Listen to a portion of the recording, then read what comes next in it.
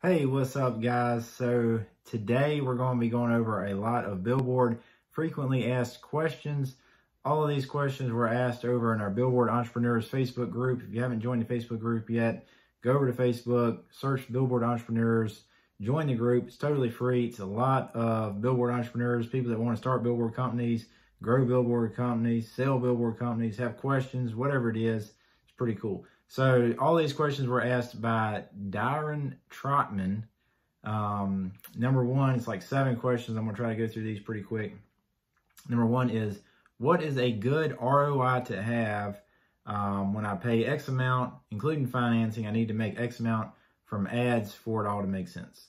So yes, you're 100% right. The thing is, this is going to vary greatly depending on a bunch of different variables. So we are... is this a digital billboard? Is it a static billboard? Is it a double-sided digital billboard? Single-sided digital billboard? All of those are going to have a little bit different ROI. And also, is it going towards retail? Is it at a stoplight? Is it on a 4-lane road? Is it on a 2-lane road? Tons of different variables on that. Your ROI in Dallas, Texas is going to be a little bit different than your ROI in a rural farming area. So, a bunch of different variables, but we will go over an example. Let's say you're in a semi-rural area, kind of like where I'm at. You're on a 4-lane road. You're at a stoplight. You're going towards some retail. You got a double-sided digital billboard. And one of the key things is, are you operating it yourself or your company operating it?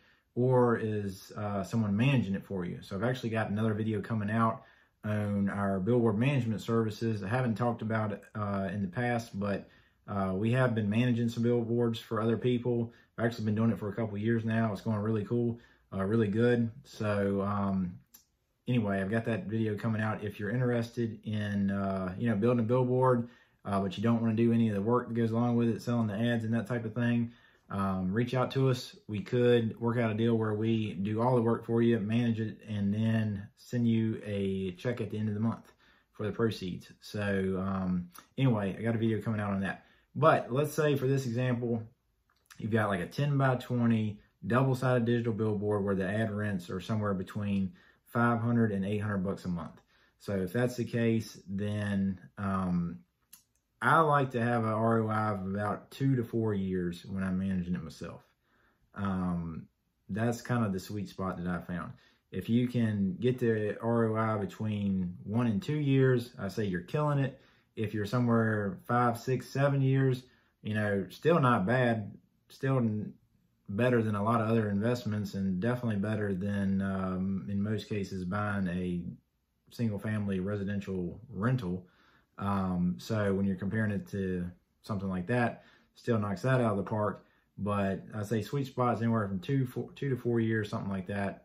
5 years is not bad either. But that's what I try to shoot for. And that's for a double-sided 10x20 billboard with the ad rents of $500 to $800. But one thing to keep in mind is if you're going to spend $200,000 on digital billboards, structure, all that stuff, that cost is about the same regardless of where you build it.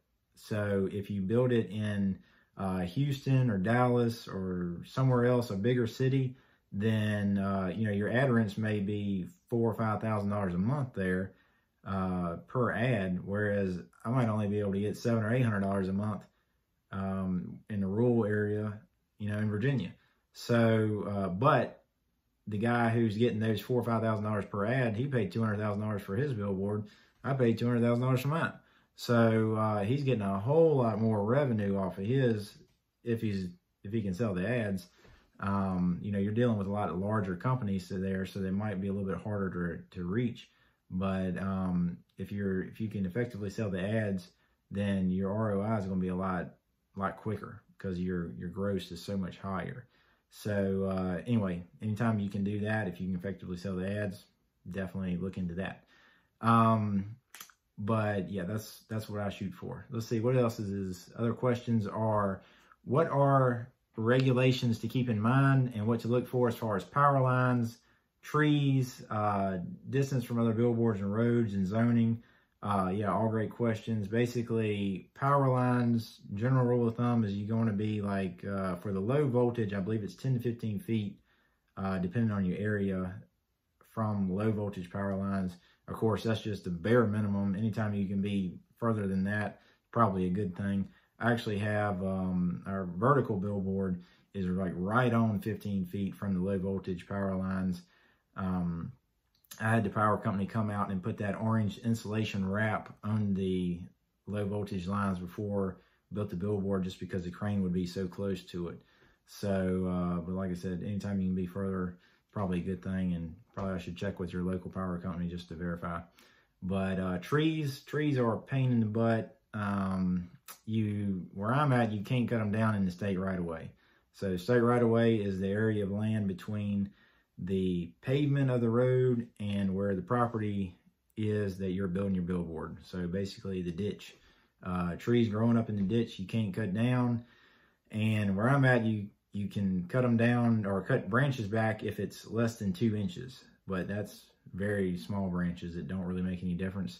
In most cases, you can only cut a tree if it is diseased or dying, and it is certified by a certified arborist that it is diseased or dying.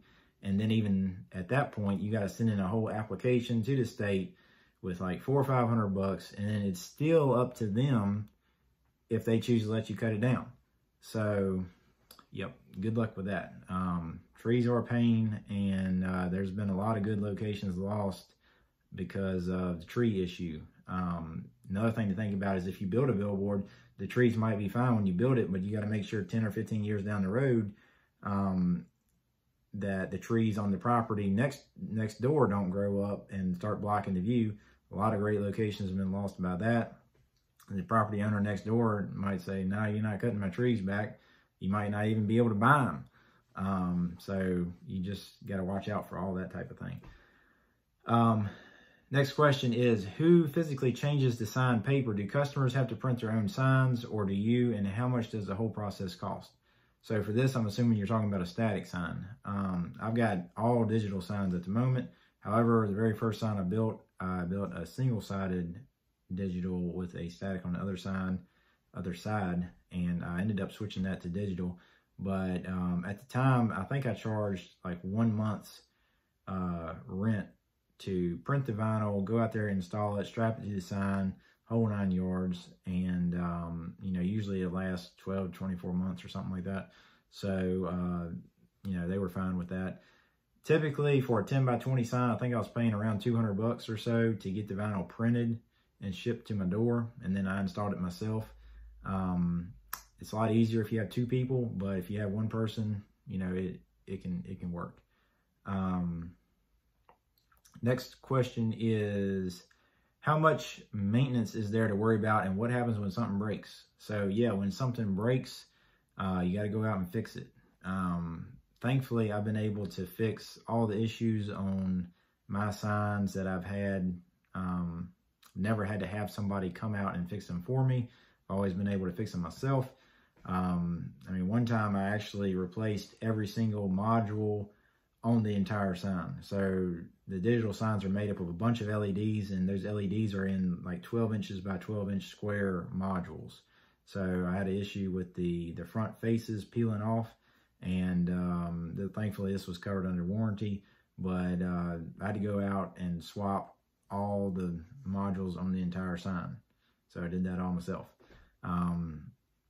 I would say if you get a really good quality sign, made in America, good quality sign, I would say you could have as little as 1 issue per year that you actually have to go out there to the sign and work on it. I would say if you get a middle of the road sign, you might have an issue once every 2 to 3 months. And I would say if you get a super cheap sign straight from China, you're probably going to have an issue every month. I'm actually work on some digital billboards. I'm working on actually an on-premise sign for somebody right now. That's a cheap Chinese sign straight out of a shipping container.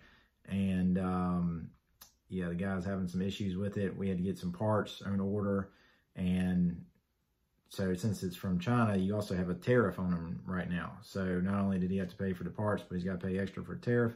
And so it's super expensive. And, you know, at the end of the day, I'm not sure that you actually come out ahead because your sign's down. You got to pay somebody to work on it unless you work on it yourself. So then you got your own time tied up in it. The parts are expensive. And by the time you add all that up, you're probably better off, especially over 10 years, just buying a really good high quality sign that you don't have to worry about. That would be my recommendation. So yes, what else? How do you determine what to charge for ad space? Roads that have X amount of traffic cost versus X amount per month. So yeah, how do you determine how much you charge for an ad? So there's a couple ways to do this. I'd say there's a right way to do it. There's a wrong way to do it. The right way to do it is sell your ads based on the value that your ads provide. So for example, let's say you have a roofing company that's in a city of 100,000 people. And you go up and talk to them and you say, hey, how many people would you say know about your roofing company right now? And let's say they say, well, I've been in business for a couple years. I'd say, you know, 10,000 people out of the 100,000 know about me. And you say, okay, great. How many people would you say are your current clients or clients that you've had over the past 12 months?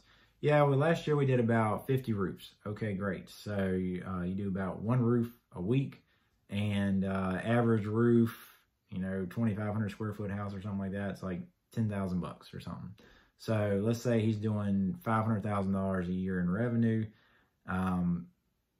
Then what you could, to sell on value, so this is true sales, then you say, you know, what we would do is get your brand, your business in front of, you know, 20,000 people each and every day over the course of a year. Our goal is to double the people that know about you. So take you from 10,000 people up to 20,000 people. So once those 20,000 people know about you, if you keep the same ratios, then you should be able to double your business. So you should be able to go from $500,000 in sales up to $1 million in sales. Now, all this is going to work together. You know, people are going to see your billboard. They might see your logo on your truck. You might do some roofs in the area. You might get some word of mouth. All that's going to work together. You might even do some direct response ads. But our goal here is to get you up to $1 million a month. And what would that be worth to you if we got you an extra $500,000 in revenue this next year? Well, that'd be worth quite a bit. You know, say you're selling ads for $1,000 a month, so $12,000 you know, I can get you extra $1 million in revenue on average, you know, for $12,000. Well, shoot, yeah, sign me up right now. And that's an easy sale. But on the other end, if somebody calls in and they say, hey, I'm a roofer, how much are your billboard ads? And you say, oh yeah, they're $1,000. They're like, heck no, I ain't paying $1,000 for an ad. How about, you know, 600? 600 is all I got in my budget. And so then all of a sudden you're like, well, you know, I really need to sell an ad space this month. How about 700? No, 600 is all I got. Okay, fine. And yeah, I'll take 600. So that's the wrong way to do it. Don't do it that way. But that's the difference. So you just lost out on $400 in profit there, just based on sales. So, you know, it's a right and a wrong way to do it. Another wrong way to do it is to try to just undercut everybody else, because everybody's going to keep undercutting everybody until you get to the bottom and there's no profit left. So, I have found that, you know, if you, again, this is another wrong way to do it, but if you go to another company's website that's one of the big three, so let's say like Lamar's website, and you find out that they're charging $1,400 a month for a digital ad in your area, which is kind of about where it is in the rural area. I found that it's typically about half that much that they're actually getting. So if they're charging $1,400, I found that they usually, or their customers are only paying about $700. I don't know, maybe that's just me, but you know, after so many years of just talking to different customers, some of their customers wind up buying ads from me, you know, over time. So I've just found that out. Maybe it's just in my area, I don't know. But, you know, don't look at just what the rate card is for Lamar and think that you can get those same rates. A lot of times they're way different. So take that into consideration. Talk to people that are advertising, see how much they're actually paying. Next question is, how are you finding non-local and large company advertisers like McDonald's or some place that may not have a local owner, or do they find you? So yeah, for the big national companies, they usually reach out to me. I've had mixed experience working with big national companies. Usually they're going to be going through a big time advertising firm, marketing firm to place their ads. So I've done campaigns for Carvana, Humana Insurance, big companies, and I've just had mixed experience because, like, for example, the last national campaign, or the last one that's coming to mind right now, I did a big one at the end of last year that was in November and December for a company, and it was through a big time marketing company, national marketing company. And, typically another thing you got to know about these big time marketing companies is it's industry standard, or at least that's what they say, that they take like 60 to 90 days to pay, or anywhere from 30 to 90 days to pay. That's just their average. So you do a big time campaign, you're not going to get paid for a while.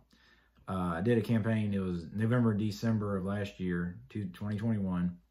And then after like 60 days, I sent them an email, hey, just checking in, make sure you got those invoices. Yep, we got them. Everything's good. So I was like, okay, all right. So another 30 days goes by, I give them a call. Oh yeah, everything's good. Yep, everything's good.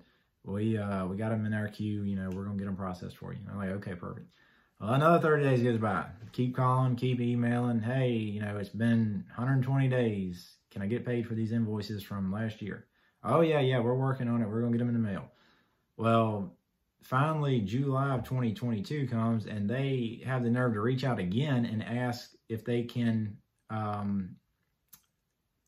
start a new campaign for a new advertising campaign. And I'm like, no, we hadn't got paid from ads that we ran for you guys from last year, and it's July of the next year now.